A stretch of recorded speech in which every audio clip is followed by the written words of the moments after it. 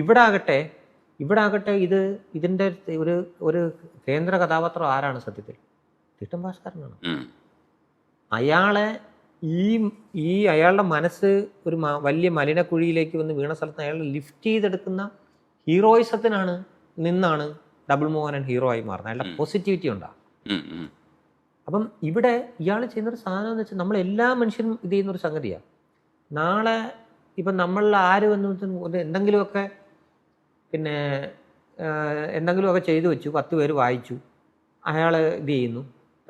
ഇപ്പം നമ്മളിപ്പോൾ സിനിമ വരുന്നു, അല്ലെങ്കിൽ ഈ സാധനങ്ങൾ വരുന്നത് പ്രൊമോഷനായിട്ടോ നമ്മൾ ചെന്നിരുന്നു, ഇയാളുടെ മുഖമോ ഇതോ ഒക്കെ എവിടെങ്കിലും ചെന്ന് ഇവരെ കാണുന്നു എന്നുള്ള ഒറ്റ കാരണത്താൽ ഒരു സാധാരണക്കാരനും മറ്റേയാളും ചെയ്യുന്ന പ്രക്രിയ തമ്മിൽ വ്യത്യാസപ്പെടുകയാണ്.